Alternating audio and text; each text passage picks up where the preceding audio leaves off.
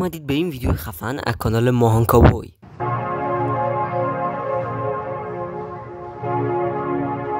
درود بچه ها، خیلی خوش اومدید به این ویدیو و دمتون گرم که روی این ویدیو کلیک کردید و اومدید که زحمت هایی که من برای این ویدیو رو کشیدم رو ببینید. من چند وقت پیش یه دونه ویدیو گذاشتم که توش گفتم میتونید ازم سوالاتون رو بپرسید.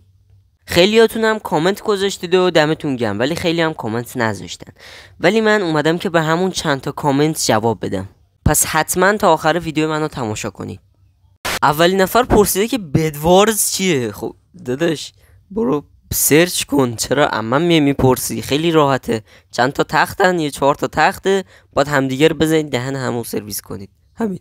بعد تخت همدیگه هم بزنید. حالا این یکیش بودش، یکی از قسمتاش بود، بعد بریج بکشید و این داستانا. دومین نفر پرسیده که اسم چیه؟ داداش معلوم نیست، اسم ماهان کاوبوی دیگه، ماهانم.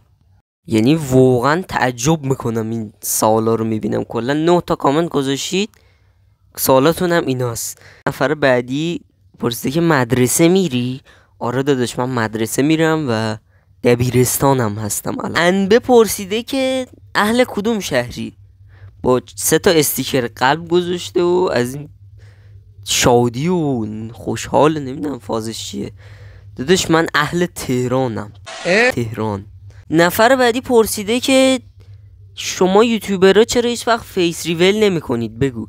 امیرعلی ایکس 3 تا 0 اینو پرسیده از ما، منم جوابشو دادم. گفتم خب باید معروف شیم داداش، پس بیا همین الان منو سابسکرایب کن. راستی برید ویدیو کوتاه من ببینید، روی صدا هم کلیک کنید که بازی بگیره. و نفر آخر نپرسیده چیزی داداش، گفتم بپرس. برو ویدیو دیگه هم درست کردم توی اون یکی ویدیو که یه چالش بودش، برو حتما نگاش کن. نمیدونم منظورت اونه؟ آقا دمت گرم که ویدیو منو تماشا کردی. اگه بازم ویدیو میخوای حتما کانال منو سابسکرایب کن، چون به زودی قراره کلی ویدیو خفن بیارم. حتما هم زنگوله‌شو بزن. این ویدیو رو هم لایک کن که براش زحمت کشیدم بالاخره.